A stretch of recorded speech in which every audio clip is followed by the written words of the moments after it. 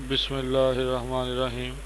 अस्सलाम वालेकुम students. Ninth class आज हम मैथ का पहला लेक्चर लेंगे।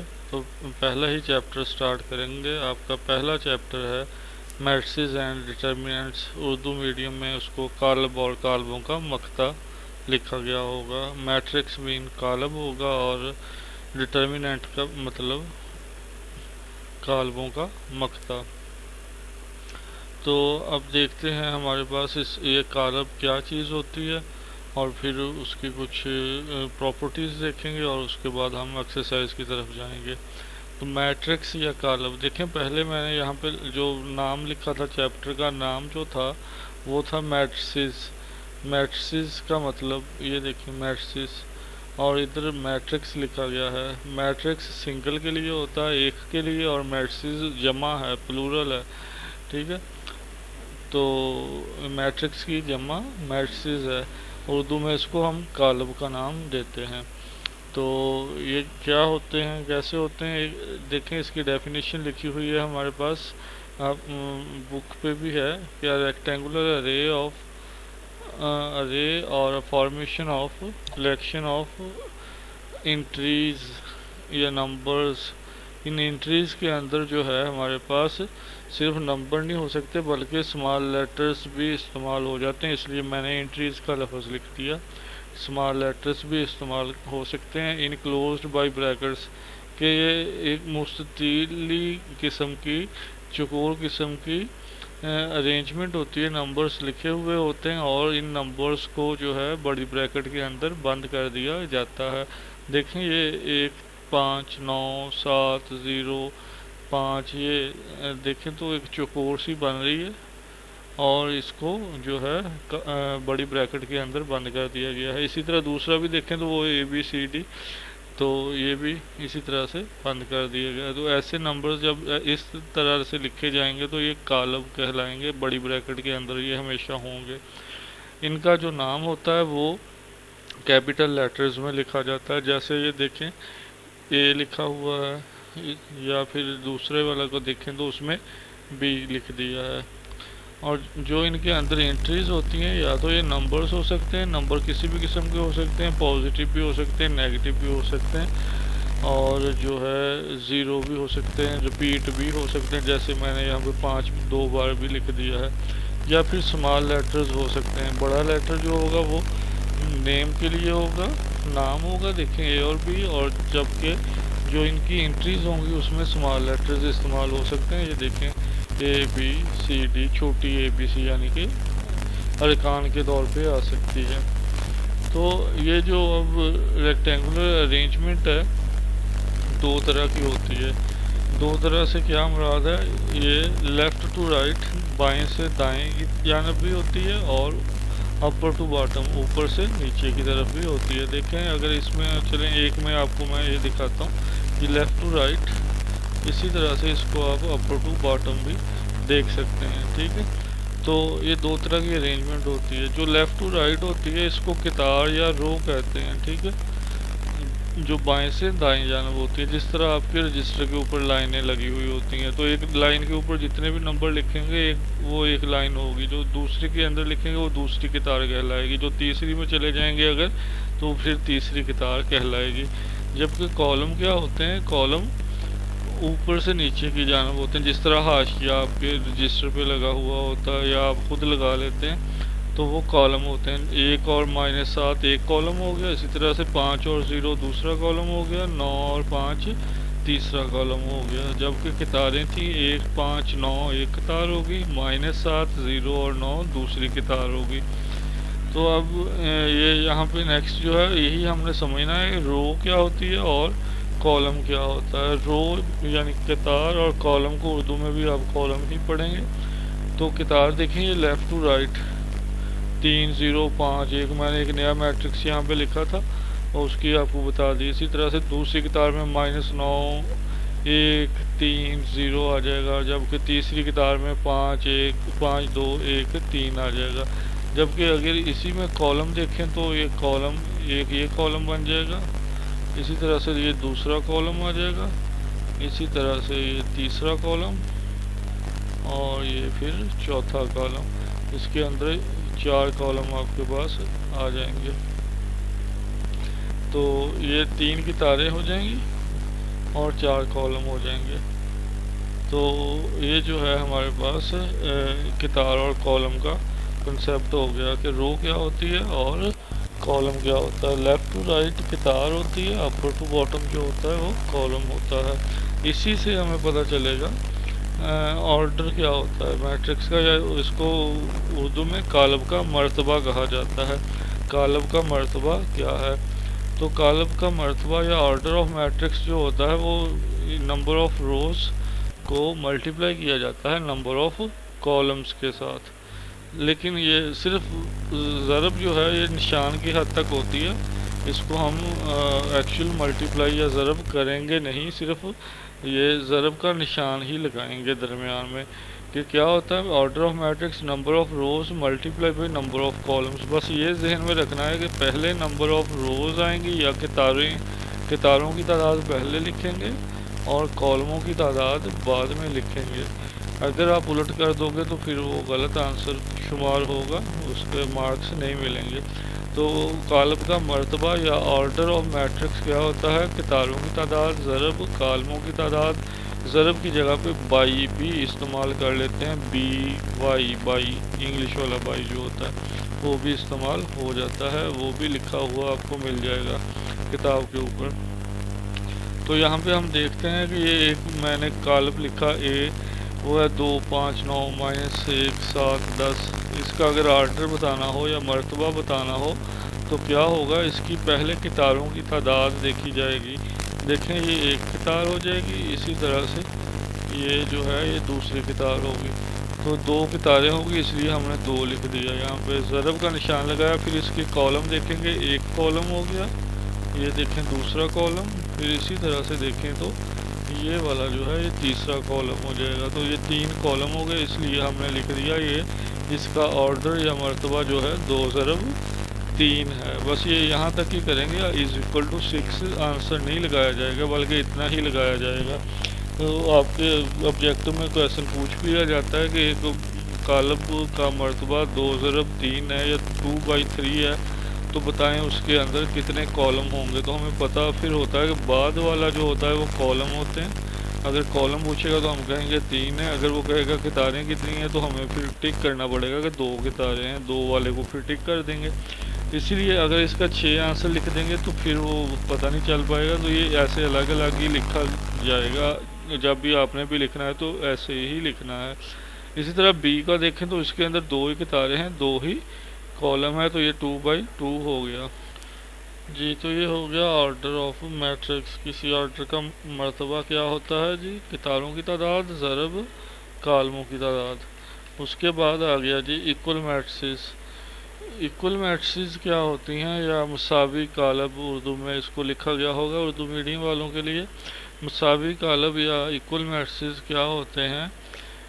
ऐसे मैट्रिक्स होते हैं जिनके अंदर 2 शराइत जो हैं पूरी जो कर रहे हों। कौन कौन सी? 2 कॉलम मुसावी कहलाएंगे जब उनका ऑर्डर या मर्तबा एक जैसा हो, ऑर्डर ऑफ मैट्रिक्स इक्वल, और सेम हो, एक जैसा हो, 2 कॉलमों का मर्तबा अगर एक जैसा हो और उनकी क्रॉसपोंडिंग एंट्रीज जो हैं एक जैसी हों। क्रॉसपोंडिंग एंट्रीज से क्या मुराद है? अब क्रॉसपोंडिंग एंट्री मीन के ऑर्डर एक जैसा, जितनी एक की कितारें उतनी ही दूसरे की कितारें, और जितने एक के कॉलम दूसरे के भी उतने कॉलम। और क्रॉसपोंडिंग एंट्रीज मीन क्या है कि पहली रो के अंदर या पहली कितार के अंदर जो पहला एलिमेंट एक में आ रहा है दूसरे के अंदर भी उसी जगह पे वही आए, दूसरे नंबर पे जो आ रहा है वो दूसरे नंबर पे दूसरे में भी वही आए, दूसरी कितार में जो पहला है तो दूसरे के अंदर भी दूसरी कितार में पहला वही हो। तो ये मुतनाज़रा या इसको हम क्रॉसपोंडिंग का नाम देंगे। जैसे ये देखें इसका जनरल मेथड होता है मैट्रिक्स लिखने का, A11 A12 A13 A21 A1 A22 A23, इस तरह से चलता जाएगा। जब नीचे की तरफ आएंगे तो पहला नंबर चेंज हो जाएगा। देखें ऊपर वाली सारी में 1 1 1 था, नीचे वाली में 2 2 2 आ रहा है। नीचे अगर और लिखेंगे तो 3 3 आ जाएगा, फिर और नीचे जाएंगे तो 4 4। जाना शुरू हो जाएगा। जबकि दूसरा नंबर जो है कॉलमों के हिसाब से चेंज होता है। पहली में 1 लिखा था, फिर अगली साइड पे 2 आ गया, आगे 3 आ गया, आगे और जाएंगे राइट पे तो 4 आ जाएगा। तो पहला नंबर कितार को शो करता है, दूसरा जो होता है कॉलम को शो करता है। जैसे ये 1 2 का मतलब है पहली कितार दूसरा कॉलम, और इसी तरह से ये 2 3 का मतलब है दूसरी कितार तीसरा कॉलम। तो ये सेम यानी कि जगह 1 1 वाली जगह पे दूसरे में भी 1 1 वाली जगह पे वही चीज़ हो, 1 2 की जगह पे एक जैसी हो, 2 1 भी एक जैसा हो, 2 2 भी एक जैसा हो, और ऑर्डर भी एक जैसा हो, तब हम कहेंगे कि ये कॉलम आपस में बराबर हैं। जैसे यहाँ पे अब मैंने थोड़ा फ़र्क ये लिखा कर दिया कि एक तरफ तो ये देखें जी 1 है, दूसरी तरफ ये लिख दिया गया 5 -4। तो इसको भी जब सॉल्व करेंगे 5 -4 करेंगे तो ये भी एक ही आ जाएगा। अगली एंट्री देखें तो इधर 0 है हमारे पास, दूसरी साइड पे देखें मैंने लिखा 3 -3, तो ये भी सॉल्व होकर 0 ही आ जाएगा। तो यहाँ तक ये एक जैसे हो गए। आगे देखें तो ये 5, तो इधर भी 5 है, ये एंट्री भी एक जैसी हो गई। उसके बाद आखिरी एंट्री देखते हैं तो ये -9 है, और इधर -5 और -4, ये भी -9 हो जाएगा। तो सारी एंट्रीज एक जैसी हैं, दोनों कॉलम 2 के हैं, मर्तबे के हिसाब से 2 कितारें 2 कॉलम है दोनों की। तो ये ए और बी हम कहेंगे कि ये बराबर हैं, आपस में इक्वल हैं, मसावी हैं। तो ये थी आज की जो एक्सरसाइज है 1.1, जो पहली एक्सरसाइज है आपकी किताब की। उसके लिए जो कुछ चीज़ें ज़रूरी थी वो हमने पहले देख ली। अब इंशाल्लाह एक्सरसाइज अगर आप गौर से वो चीज़ें समझ लें तो एक्सरसाइज आप खुद सॉल्व कर लेंगे। पहली एक्सरसाइज आसानी से खुद ही सॉल्व हो जाएगी। अभी देख भी लेते हैं इसको। तो देखें पहला ही क्वेश्चन है, find the order of the following matrices. Urdu में लिखा होगा कि नीचे दी हुई कालमों का मर्तबा मालूम करें। तो क्या है जी, ये कालब कुछ दिए हुए हैं, ये 7 8 हैं, शायद ये 8 हैं। तो सबका मर्तबा पूछा है उसने। अब देखें तो मर्तबा क्या होता है, हमने अभी पीछे पढ़ा था कि नंबर ऑफ रोज या कितारों की तादाद ज़रब कालमों की तादाद। अगर इंग्लिश में लिखना है तो number of rose multiply by number of columns. तो देख लें जी ए के अंदर ये पहले तो हमने लिख दिया कि ऑर्डर ऑफ मैट्रिक्स क्या है, ये हमने यहाँ पे लिख दिया कि number of rose multiply by number of columns, या कितारों की तादाद ज़रब कॉलमों की तादाद। अब देखें जी ए मैट्रिक्स के अंदर देखें जी कितनी कितारें हैं, ये एक कितार होगी, इसी तरह से ये दूसरी कितार होगी, तो 2 कितारें हैं। और फिर इसके अंदर कॉलम देखते हैं, ये ऊपर से नीचे की तरफ एक ये लग गया और दूसरा ये लग गया, तो 2 ही कॉलम है। तो ये ए के अंदर 2 कितारें होगी, 2 ही कॉलम हो गए। तो इसको 2/2 या 2 ज़रब 2 भी जैसे मर्जी लिख सकते हैं। बी के अंदर भी सेम ही सूरत हाल है कि 2 ही कितारें हैं, 2 ही कॉलम है, तो ये भी 2/2 हो गया।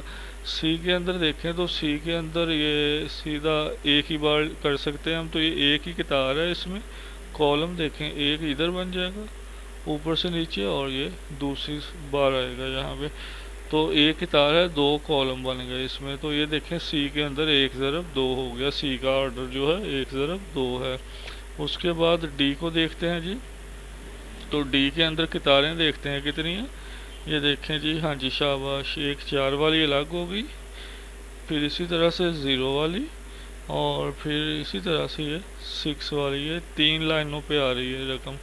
अगर कॉलम देखें तो कितने बनेंगे, ये एक ही सीधी लाइन ऊपर से नीचे लगानी पड़ेगी, तो सारी एंट्रीज उसी के अंदर आ जाएंगी। तो कॉलम 1 बन रहा था है, लेकिन कितारें 3 बन रही थी, तो ये हो गया आपके पास 3 कितारें और 1 कॉलम, तो 3/1 हो जाएगा डी का। ये देखें डी का 3/1 हो गया। उसके बाद ई पे जाते हैं, तो ई का देखते हैं जी, ई के अंदर कितनी कितारें हैं, ये 1 कितार बन गई ई की, और फिर ये दूसरी बन गई, इसी तरह से ये जो है ये वाली तीसरी बन गई, 3 कितारें हो गई जी। कॉलम शाबाश देखें जी, ये 1 कॉलम और कितने हैं जी, 2 कॉलम, वेरी गुड। तो ये हो गया हमारे पास देखें 3 कितारें और 2 कॉलम, ई के 3 कितारें 2 कॉलम। ये देखें तरतीब उलट नहीं करनी, पहले कितारें लिखनी है बाद में कॉलम लिखने हैं। अब एफ वाले में देखते हैं, तो एफ वाले में ज़रा गौर करें कितनी कितारें हैं जी। हाँ 1 कितार है, कॉलम देखते हैं, कॉलम कितने बनते हैं, तो एक ही बार ऊपर से नीचे लाइन लगानी पड़ेगी तो वो एंट्री उसमें आ जाएगी। एक ही डिजिट हो, एक ही एंट्री हो, एक ही रुकन हो तो उसको एक ही कतार समझेंगे और एक ही कॉलम समझेंगे। तो देखें ये 1 × 1 हो गया। इसी तरह ये जी और एच को जो है इसको देख लें। देखें जी, जी के अंदर कितनी कितारें हैं, 1, शाबाश 2, और ये बिल्कुल जी 3 है इसमें। और कॉलम देखें, आप खुद देखें अब जी कितने बनते हैं, जी बिल्कुल 3 कॉलम बनते हैं। तो ये 3 कितारें और 3 कॉलम 3×3 इसका ऑर्डर हो जाएगा। और जो एच है उसका ऑर्डर देखें क्या बनता है। एच में जी 2 कितारें हैं, 2 3 4, एक कितार बन गई, 1 0 6 दूसरी कितार बन गई। जबकि कॉलम क्या है, 2 1 वाला एक कॉलम, फिर 3 0 वाला दूसरा और 4 6 वाला तीसरा कॉलम। तो इसमें 2 कितारें और 3 कॉलम है, जो ये 2×3 हो जाएगा इसका मर्तबा। ये पहला क्वेश्चन कंप्लीट हो गया। क्वेश्चन नंबर 2 है जी, which of the following matrices are equal, कि कौन से इन ये नीचे दिए हुए कालबों में से कौन से कालब आपस में बराबर हैं। अब बराबर क्या कौन से होते हैं, हमने देखा था ऐसे कालब बराबर होते हैं जिनका मर्तबा एक जैसा और क्रॉसपॉन्डिंग एंट्रीज एक जैसी हो। तो ए के अंदर देखें जी, ए का मर्तबा देखें क्या है, एक ही कितार है और एक ही कॉलम है, यानी कि एक ही एंट्री आ रही है। बस यही देख लें कि कितनी एंट्रीज हैं, एक ही है, एक कितार और एक कॉलम वाली है। तो ऐसी एंट्रीज ढूंढें कि ऐसे कितने कॉलम मैट्रिक्स दिए हुए हैं या कॉलम कितने दिए हुए हैं जिसमें एक ही एंट्री हो। तो ये सिर्फ एक ही और ऐसा दिया हुआ है ये वाला। जब 5-2 करेंगे तो इसमें भी एक ही एंट्री रह जाएगी, 3 यानी कि। तो देखें इसमें भी 3 है, एंट्री भी बराबर होनी चाहिए, तादाद भी और मर्तबा भी बराबर होना चाहिए। तो अरकान एक जैसे हैं, 3 है, इसमें भी 3 है। तो ए और सी जो है वो बराबर हो गए आपस में।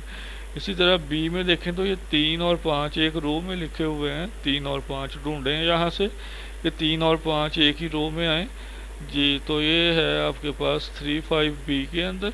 अब देखें नहीं, डी नहीं बन सकता। डी का मसला ये है कि क्रॉसपॉन्डिंग एंट्रीज एक जैसी नहीं है तो 3 5 ही, लेकिन तरतीब उलट हो रही है। यहाँ पे पहली एंट्री 3 थी, इधर पहली एंट्री 5 है, इधर दूसरी एंट्री 5 है, तो इधर दूसरी एंट्री जो है 3 है।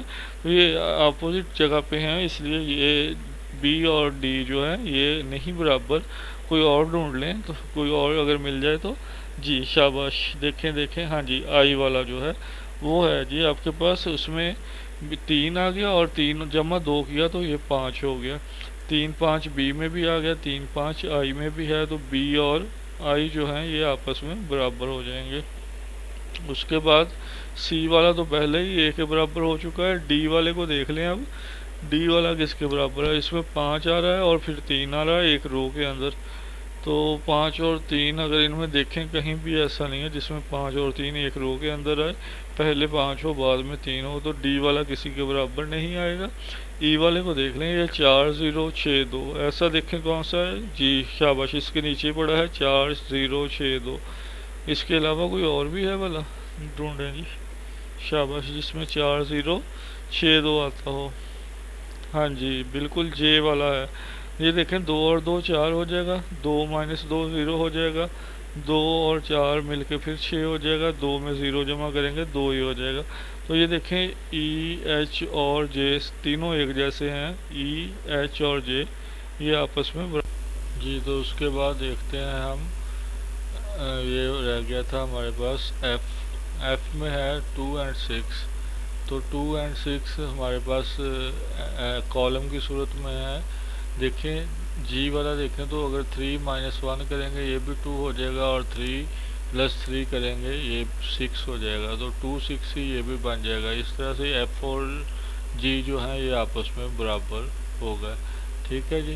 इस लास्ट क्वेश्चन है आपका एक्सरसाइज का, find the value of A B C and D which satisfy the matrix equation. ये एक इक्वेशन दी हुई है, मुसावी की अलामत दरमियान में आई है और दोनों साइड पे 2 मैट्रिक्स दिए हुए हैं, इस या कालब दिए हुए हैं, इसलिए इसको मैट्रिक्स इक्वेशन का नाम दिया गया है। उसने कहा अगर ये बराबर हों तो ए बी सी डी की वैल्यू निकालें। अब अगर बराबर कब होते हैं ये हमें पता ही है, बराबर उस वक्त होते हैं जब क्रॉसपॉन्डिंग एलिमेंट्स आपस में बराबर हों या क्रॉसपॉन्डिंग एंट्रीज आपस में बराबर हों। यानी कि पहली एंट्री जो है A11 की जगह पे जो भी है वो दूसरी साइड वाले A11 की जगह पे होना चाहिए। तो जो भी होगा, जब उसने कह दिया बराबर है तो हम इसको फिर बराबर समझेंगे, तो हमने भी फिर लिख दिया कि ये A जमा C बराबर 0 के है। इसी तरह से हम दूसरी इक्वेशन बना लेते हैं कि A जमा 2B, जबकि दूसरी तरफ उसकी जगह पे क्या है -7, तो ये भी हमने कह देना है कि ये A जमा 2B जो है ये देखें वो -7 के बराबर है। इसी तरह से फिर तीसरी एंट्री देखते हैं, तो ये एंट्री है C-1, और इसी तरह से दूसरी साइड पे यहाँ पे क्या है 3 है, तो ये C-1 इज इक्वल टू 3 हो गया। तो ये हमने ये लिख दिया इसको C-1 इज इक्वल टू 3। और इसी तरह से नेक्स्ट देख लेते हैं। नेक्स्ट आखिरी जो एंट्री है वो है 4D-6। इसी तरह से दूसरी वाली में A22 की जगह पे है 2D, तो 4D-6 is equal to 2D। तो ये हमने ये लिख दिया अलग अलग निकाल के। अब इनको सॉल्व करते हैं तो हमारे पास वैल्यूज़ आ जाएंगी। तो सबसे पहले हम यही सॉल्व, बाकी सब में दो दो वेरिएबल आ रहे हैं, सिर्फ C में है एक ही वेरिएबल है C, यानी कि एक ही वैल्यू है जो अननोन है। इसको हम पहले निकाल लेते हैं। तो ये देखें C-1 मुसावी 3 है, तो मनफी का 1 जो है जब हम यहाँ से C वाली साइड से यानी कि लेफ़्ट साइड से राइट साइड पे लेके जाएंगे तो माइनस की अलामत जो है देखें अलामत बदल जाती होती है। आपने पिछली क्लासेस में पढ़ा हुआ है कि जब मसावी से रकम दाएं बाएं शिफ्ट होती है तो उसकी अलामत बदल जाती है। अब हम दाएं तरफ लेके जा रहे हैं तो माइनस का 1 जमा का 1 हो जाएगा, तो ये 3 और 1 4 हो गया। तो C की वैल्यू हमें मिल गई। तो C की वैल्यू अब अगर हम इस इक्वेशन में लगा देते हैं A जमा C इज इक्वल टू 0 था, तो जो C की वैल्यू 4 बनी है वो हम यहाँ पे पुट कर देते हैं C की जगह पे। तो A जमा C की जगह पे हमने 4 लिख दिया इज इक्वल टू 0 हो गया। तो ये 4 जमा का दूसरी साइड पे जाएगा माइनस का 4 हो जाएगा। 0 में -4 करने से वो -4 ही रहेगा, इसलिए ऐसे ही इसको लिख दिया। अच्छा जी, अब A की वैल्यू निकल आई है, तो यहाँ पे अगर जाएं इस इक्वेशन में जिसमें B भी है और A भी है, तो अगर हम A की वैल्यू पुट कर दें जो हमने निकाली है तो हमें B की वैल्यू भी मिल जाएगी। तो A की वैल्यू हमने -4 निकाली थी, वो यहाँ पे हमने A जमा 2B मुसावी -7 था, तो A की जगह पे -4 लगा दिया, जमा 2B वैसे का वैसे ही आया, और इसी तरह से -7 आ गया आपके पास। तो ये 2B ऐसे ही आ गया। माइनस का 4 दूसरी साइड पे जब जाएगा तो ये जमा का 4 हो जाएगा, अलामत बदल जाएगी। अब देखें जी -7 जमा 4, बड़ी रकम अगर माइनस की हो तो जवाब में माइनस आ जाती है, और तफरीक कर देते हैं। 7 में से 4 तफरीक किया तो 3 आ गया।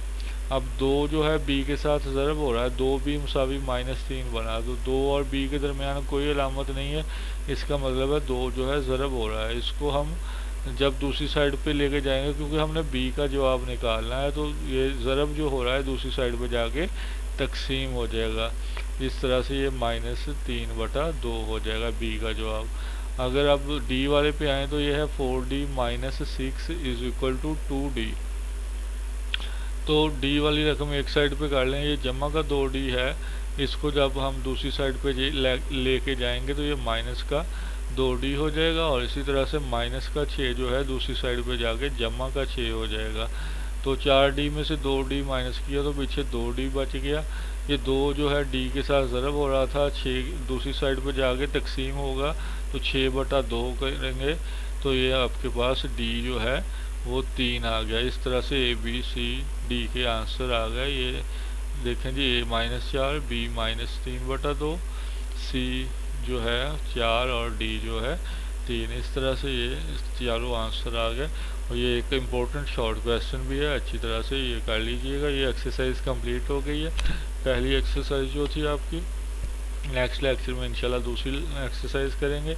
इसको आप होमवर्क के तौर पे ये सारी की सारी एक्सरसाइज आप खुद अपने हाथ से लिखेंगे, ताकि अच्छी तरह से आपको आने लग जाए। फिर भी कोई बात अगर समझ ना आई हो तो आपका ये नंबर नीचे लिखा हुआ है, कॉल करके आप उस पर कंफर्म कर सकते हैं। जो भी मसला हो, जो भी बात समझ ना आ रही हो, आप पूछ सकते हैं, इंशाल्लाह आपको क्लियर कर दिया जाएगा।